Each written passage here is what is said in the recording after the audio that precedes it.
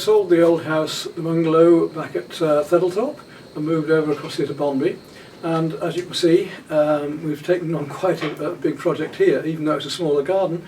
It's an 1800s cottage with a bit of work to do to tidy it up. It's been beautiful in the past, called Rose Cottage.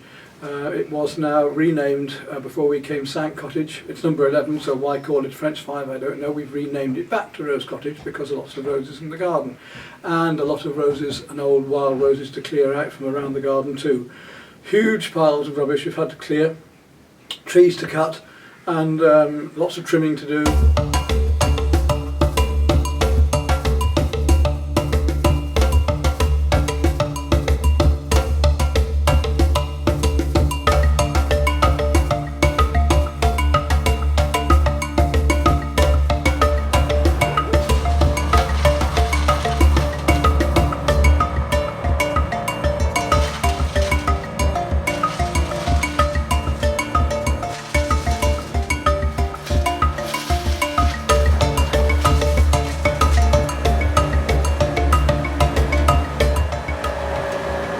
Vast amount of stuff to be taken away by the workers, the builders in to help us out with all of this. New central heating to put in, heating, all sorts of things to upgrade and update. But let's just start with a quick look at the place, even in this late winter weather, which is cold and bleak and windy. But it hasn't been too bad this year, it's been quite mild. I'm standing in my new little workshop at the moment, and I've got a chap just above me hammering away who's putting on some new ridge tiles.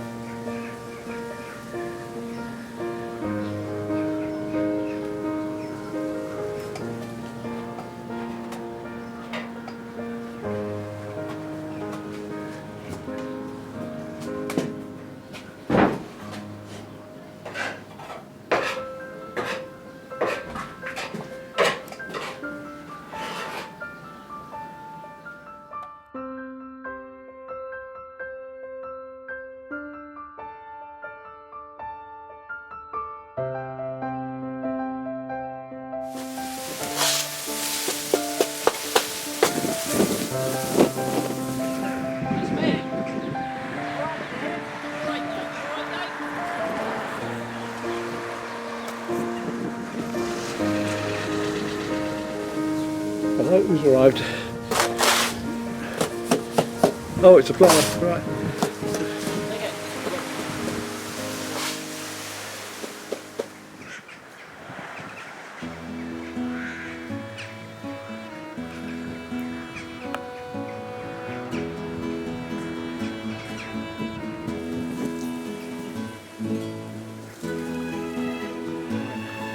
Lift it right up and then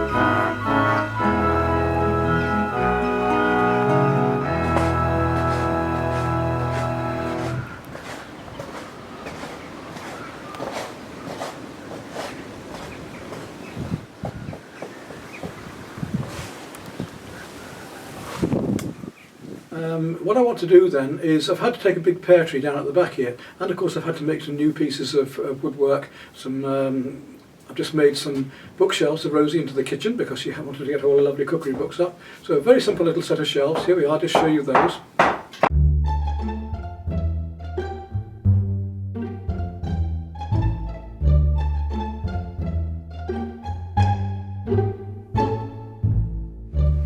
Quite a simple set of bookshelves to make. I won't go into detail over these, but it just gives you an idea of how you put together things ourselves. Quite simple. Going on from this more simple project, moving into the stump I've just cut off, this pear tree stump, I thought I was going to carve an owl with its wings outstretched, but unfortunately it was rotten down through the middle, which is just as well I removed the tree because it was a very old tree and going to come down anyway. I like trees, I want to keep the older ones if I can. So anyway, chopped this off, found this hollow bit, so I've had to redesign the owl to just one sitting on there and use the rotten hollow through the wings, if it's just beginning to open the wings up like this, looking down, ready to swoop in on something. So I've done a long-eared owl here, and a nice big one sitting in the garden too.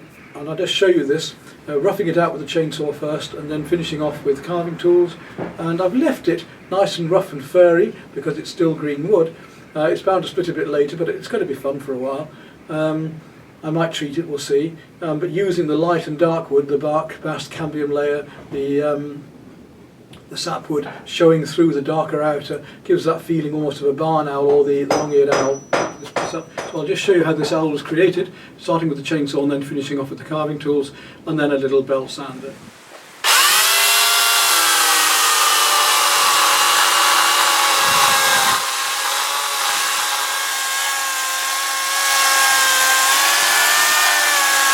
Forming the bird wings around the rotten part at the centre of the tree here. You can see this is all dirt that's gone right down and through, which comes out this far end. So it's in fact hollow right the way through here.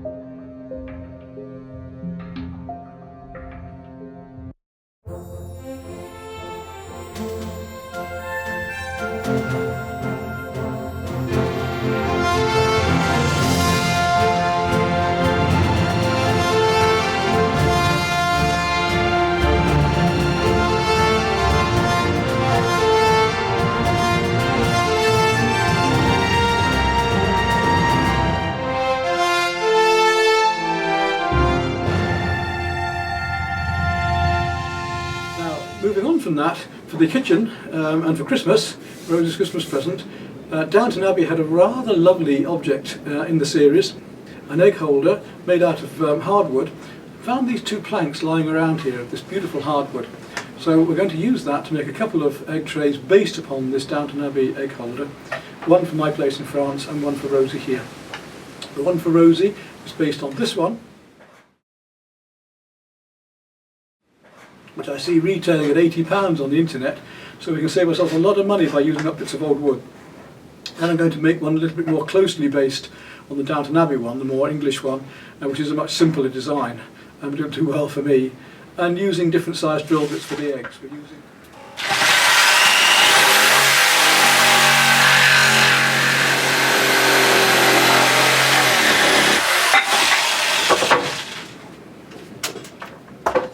Right then, for this very simple egg tray, I've taken one piece 26 inches long and another two pieces the same width, 4 inches high, and that is by 8 inches.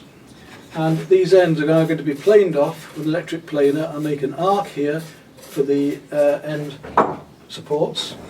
Then I've just got to mark all of this out and drill these, and I'm going to put a route around the edge to make a moulded edge, even though they didn't do that in the original. Just makes it a little bit more attractive.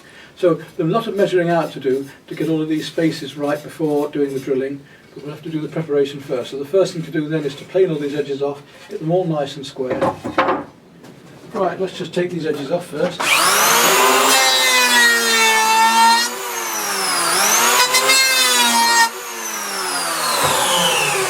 So I've already put a vise onto my bench here.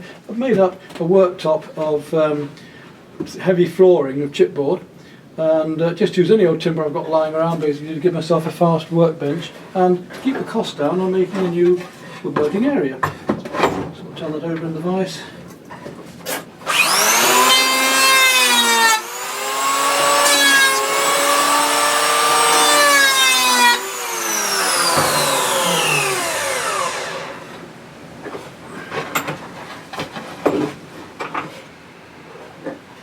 Very careful at the ends so we don't split them.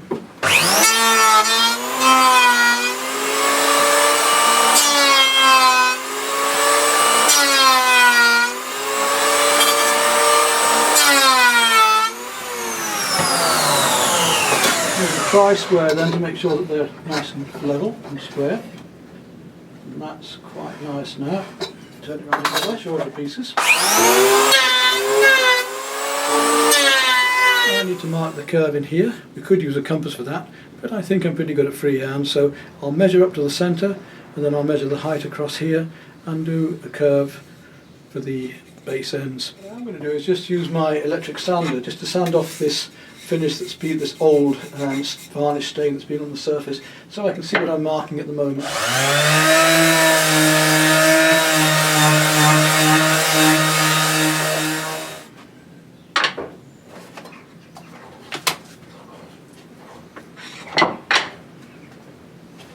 Right, now I'm going to measure down 2 inches down these end pieces, so it's halfway.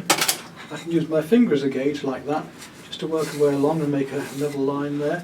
I want to come in about the same on,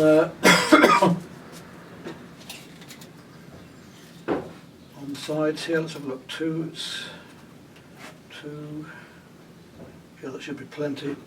So 2 inches in as well here. I'll just make a square with the tri-square. Bring that up to there, bring that up to there, and then I can gauge about an inch curve on that. You can see how actually I can get quite a nice curve even by just using eye. So about an inch there, 2 inches up, and there's my curve to jigsaw in a moment. Do the same with the other one. So the next thing is to jigsaw these out. And now I've got a lovely curve out of there, look, ready to stand nice and level. Now, rather than waste these pieces I've cut out, I'm going to take them down in half here to use as brackets on the inside edge, just to give it a bit more strength. Right, there's our 2 little brackets to go underneath. So I've finished with the jigsaw now. The next tool is going to be the router to go around the outside edge, then it's measuring up and drilling. I'm going to use a G-clamp to hold the wood down, to keep my hands out of the way, make sure the vise and everything else is well out of the way. What I do have to say with all of these hand tools is they're all very dangerous, and you have to be careful. Obviously, especially with a jigsaw, when you're using them, not to slice into your hand. It's always wise to either have things clamped down or cut away from your hand, although as you see earlier on, I was using the jigsaw towards my hand until I felt that it was too close to be safe, and that was about 10 inches away. Then I moved my hands behind, of course, but it's always wise to keep them behind at all times if you can. It's to do with experience as well. But then, so often, experience can fool us, and a mistake or an accident will happen, so try and be as safe as possible. The router also is a dangerous instrument. This one is set up with a moulding blade here, look. It's a nice little blade, and the plunge router goes down to the level that I've set it at, just to the edge of the wood. When I press it on, you'll see that, and it'll give me a lovely moulded edge. So let's take a look at that now. Turn the thing on.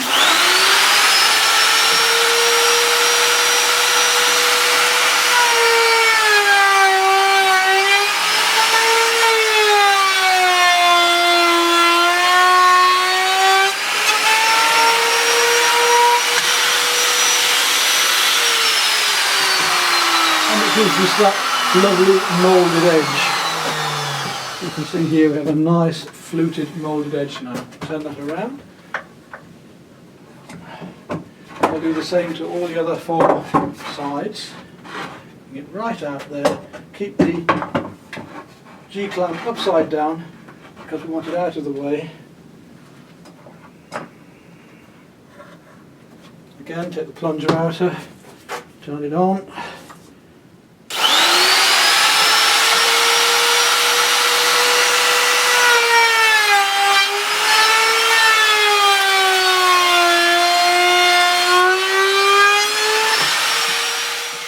End done.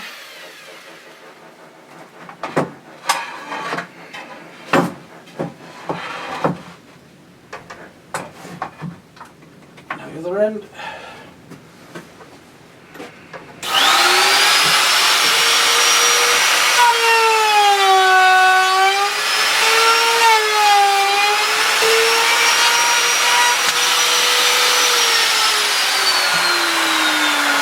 And that's the moulding. Time to measure up all the holes on here now.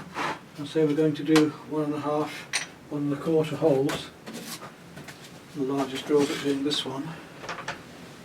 Right, I've measured 3 lines 2 inches wide across this. We've got an 8-inch width here. Now I've gone in another 2 inches in from that end. I shall do the same this end. And this looks very like the Downton Abbey one. I've just got to make sure that I've got enough spacing all the way down these. So if I start with the widest of these, I can then go to the centre of it. So if I just use this one, and how far up in between is going to be good. Let's have a look at the picture of the Downton Abbey. Looks to be about 1/2 inch in between. Let's see if that's about right. Well, I'm going to make an inch in between. So that looks to be visually about right. So we've got that width, come across the centre. All I then need is centres, so that's where my centres of drill is going to be. And then if I've got 1 inch from there,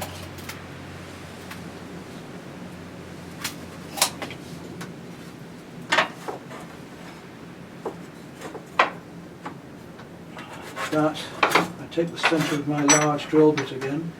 I should be able to work everything out from there, so that's that one. Come across here with the tri-square again. And that's where it's going to happen, on there, and there, and there. Now the distance I've got between these two is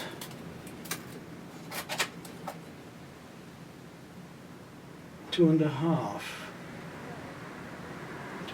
inches. So if I take 2.5 inches each time, so 2.5 inches to there, 2.5 inches to there, all the way along, 2.5 inches.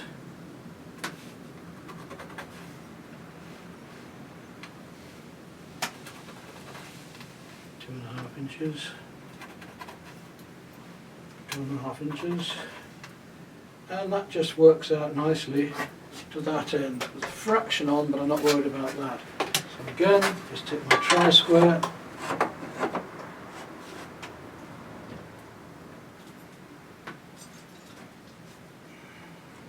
there, there, there, there, there, there.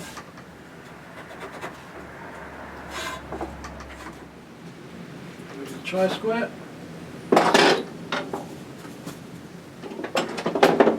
Now when we actually drill, we're going to drill in till this point comes just out of the other side and then turn over and drill back the other way. If we don't do that, it's going to split the wood out. So I've got all the points marked for drilling. I'm going to drill through that way till the point comes through on all of them, and then I'm going to turn it over. So I'm going to use the big drill here on this line and the smaller drill here on these next two lines. Right, take my big drill. Find where I'm going to drill here. Bring it out a bit so I don't hit the bench.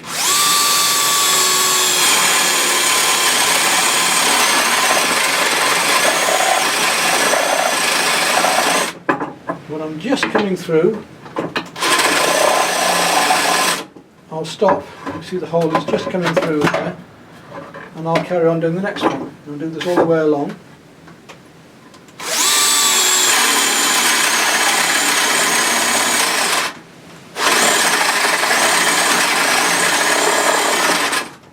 Drill the holes that side, I can turn it over.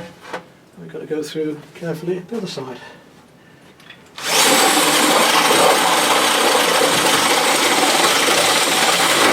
And that way we get a nice, neat hole. Right, there's our slightly larger holes for the duck eggs. Now we've got to drill the smaller ones. Right, we're down to the last couple.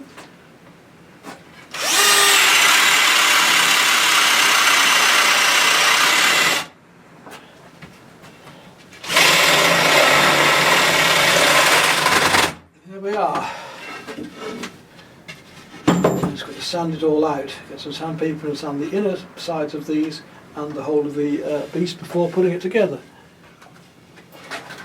Back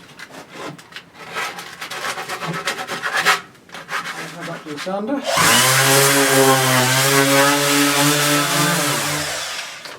Okay, we've got to work out now where these pieces are going on here in the actual picture.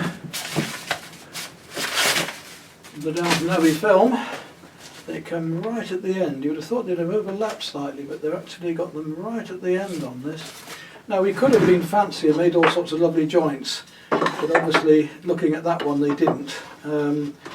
We could do nice dovetail joints, but on that one all they did was put them butt-ended on here. It looks like they've even nailed them on, but I'm just going to drill through and put some small screws in here.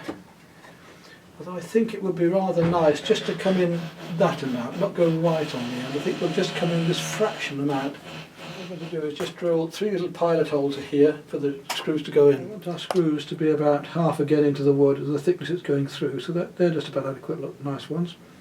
Those are, they're 1.5 inch.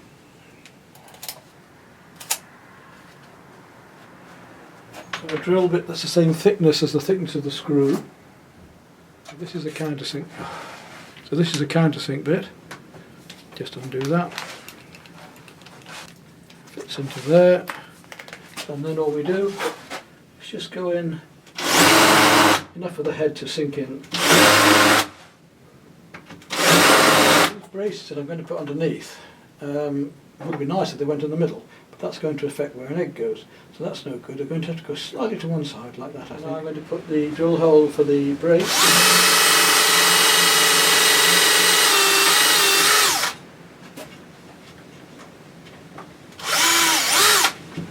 The same other end.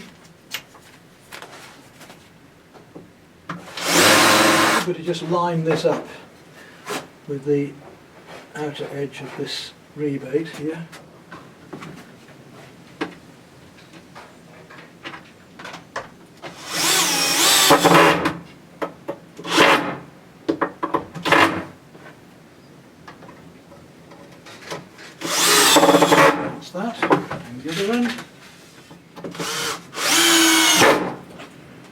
need to get the braces on. Go in here like this. And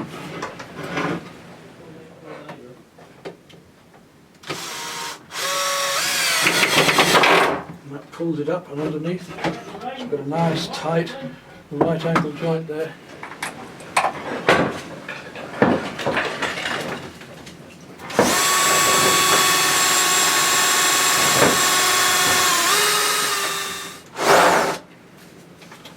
Screwdriver back in again.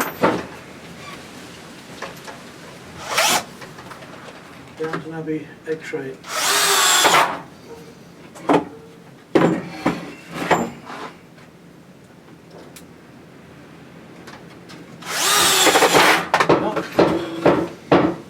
It's neat and tidy.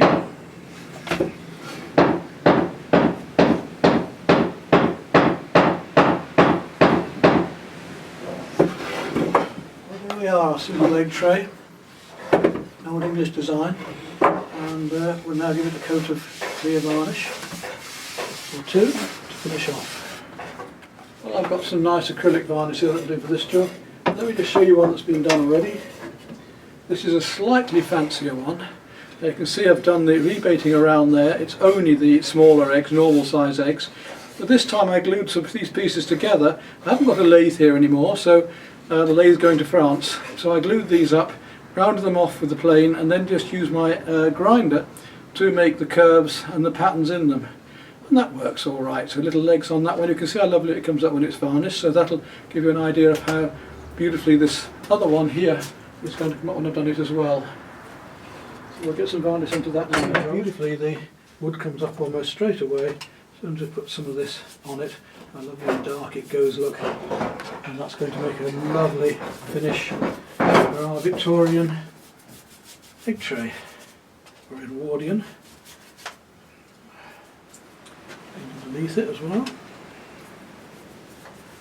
Paint into all of those circles.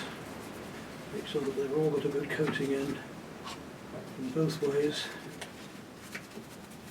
Easy to miss some. Won't have a nasty light area later. Right, and there we are, the coat of acrylic varnish on, and you can see how that's going to go lighter later as the one on the left.